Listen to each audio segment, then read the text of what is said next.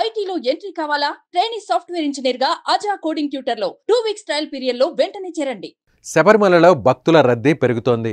మండల మకర విళక్కు సీజన్లో భాగంగా మొదటి 9 రోజుల్లోనే ఏకంగా 6 లక్షల మందికి పైగా భక్తులు అయ్యప్పను దర్శించుకున్నారు.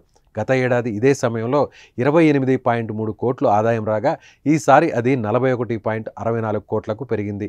ఇదే సమయంలో దర్శనం వేళ పోలీసులు ప్రణాళికాబద్ధంగా వ్యవహరిస్తున్నారు. ఇక శబరిమలలో బస కోసం భక్తులకు గదుల బుకింగ్పై దేవస్థానం కీలక ప్రకటన చేసింది.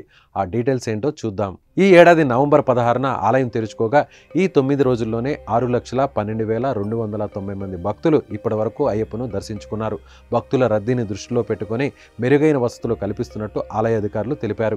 వండి పెరియాల్ సత్రం, ఎరుమేలి, పంబాలలో 3 ఆన్లైన్ బుకింగ్ కేంద్రాలను ఏర్పాటు చేసినట్లు చెప్పారు. దూర ప్రాంతాల నుంచి వచ్చే భక్తులకు ముందుగానే బసకు వీలుగా ఆన్లైన్లో గదులను బుక్ చేసుకునే అవకాశం దేవస్థానం కల్పించింది. ఇందుకోసం కీలక సూచనలు చేసింది. శబరిమల గదిని ఆన్లైన్లో బుక్ చేసుకోవడం కోసం ట్రావెన్కోర్ అధికారిక వెబ్సైట్లో మాత్రమే బుక్ చేసుకోవాలని సూచించారు.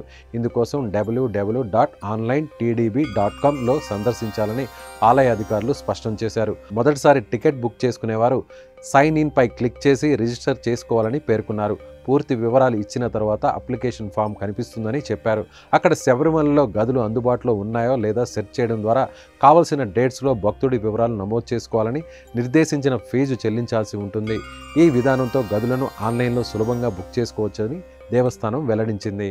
గదిని బుక్ చేసే సమయంలో తగిన చెక్ ఇన్ స్లాట్ రూములను ఎంచుకోవాలని సూచిస్తున్నారు అధికారులు. గది బుకింగ్ సమయంలో అందించిన ఫోటో, ఐడి కార్డును తప్పనిసరిగా తీసుకెళ్లాలి. గదిలో ఎంతమంది ఉంటారన్నది బుకింగ్ సమయంలోనే డీటెయిల్స్ ఇవ్వాలి. అలా కాకుండా ఎక్కువ మంది వెళ్తే ప్రతి అదనపు వ్యక్తికి డబ్బు చెల్లించాల్సి ఉంటుందని అధికారులు స్పష్టం చేస్తున్నారు. ఈ విధానం అనుసరించడం ద్వారా భక్తులకు బస గురించి ఎలాంటి ఆందోళన అవసరం లేకుండా ఆలయానికి వచ్చిన ప్రతి భక్తుడు దర్శనం చేసుకోవచ్చని దేవస్థానం అధికారులు వెల్లడిస్తున్నారు. కావున అయ్యప్పలు ఈ అవకాశాన్ని వినియోగించుకొని మణికంఠుడిని దర్శించుకోవచ్చు.